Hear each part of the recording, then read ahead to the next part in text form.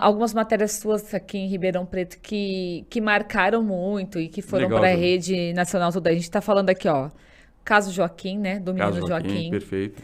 A gente tem o assalto, o Caforte, não só um dos últimos aí que foi um dos mais Sim, impactantes, mas vários, né, que ocorreram em que você fez a cobertura. A violência contra as trans, perfeito. né?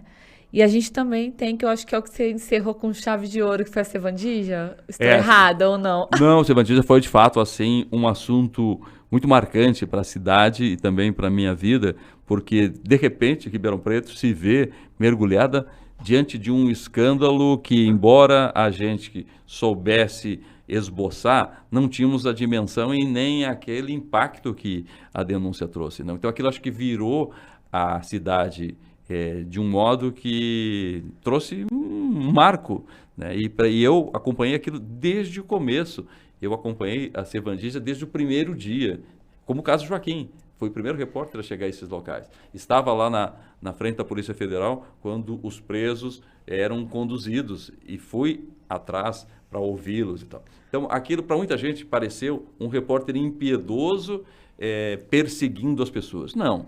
Na verdade, ali foi a posição de um repórter representando a sua comunidade, cobrando daquelas pessoas explicações, porque eram políticos, eram empresários, eram pessoas sobre as quais a sociedade devotava uma confiança e uma credibilidade e que ali estavam diante de uma denúncia da Polícia Federal, do GAECO, e elas precisavam se manifestar.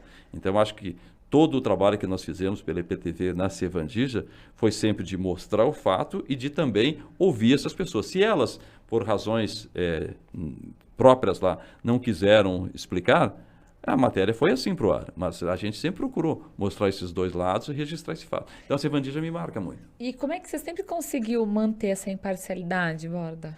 Então eu consegui. Sendo um ser humano, vamos dizer, É, né? Porque primeiro é um humano ali, cobrindo, a, fazendo, só que ao exa- mesmo tempo você tem que segurar esse jogo de cintura, porque você tem que passar aquela... porque a gente pode ser contaminado pelo momento, né?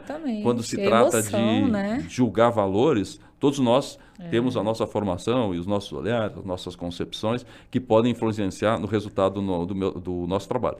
Agora, eu sempre reforço isso, Juliana. Eu não tenho, em relação às pessoas que foram denunciadas, nenhuma relação de aproximação ou de distanciamento que permitisse qualquer invocação de paixão. Ou seja, eu conduzi a matéria contra o fulano ou contra a Beltrana porque eu nunca gostei deles. Nada. Eles nunca me fizeram nada. Eu também nunca tive por eles qualquer tipo de desprestígio. O que eu exerci ali foi o papel de um jornalista mostrando os fatos oficiais que chegavam. Então, manter o equilíbrio nessas matérias, como corrupção, e às vezes até de matéria de violência contra a criança ou contra a mulher, deixam nós jornalistas muito num fio da navalha, né? Porque você pode, de repente, ser incorporado meio que inconscientemente de uma posição que não é legal, né? Então a gente discute essa questão muito a fundo.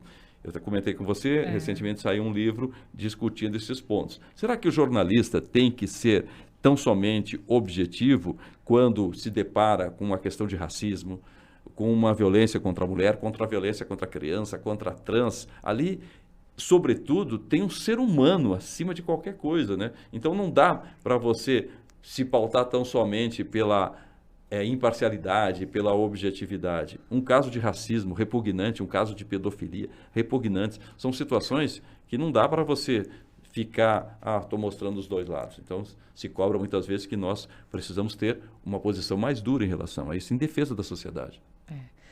O Vitor, põe alguns videozinhos pra gente comentar, pro Borda relembrar um Vamos pouquinho. lá.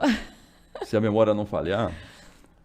A prisão desses homens com todas essas armas revelou que um bandido muito procurado poderia estar por perto. Eloy Pereira. Na quarta-feira, os promotores passaram a monitorar cada passo de Essa é Eloy. o quê, Borda? Essa é sobre uma facção criminosa. É sobre, se não me engano, um julgamento, aquele júri que tem aquele tribunal de crime em que se julgam bandidos. Acho que é alguma coisa sobre organização criminosa. Você já recebeu ameaça de morte? Ah, já não, assim, necessariamente de morte, não, mas sempre você tem a tentativa de intimidação. Primeiro, aquela mais comum, que você já passou também, de vou te processar. Então, assim, um monte de processo. Mas isso, eu sempre atribuo a uma forma de tentar calar o trabalho do jornalista. Mas quando o jornalista está baseado em fonte, ele se sustenta, porque você tem uma fonte te dando informação, você tem um fato checado. Quando você é liviano... Muito quando bem você apurado, Isso, né? bem apurado. Veja a Sevandija. Tudo que foi para o ar está baseado numa informação oficial que está lá no processo.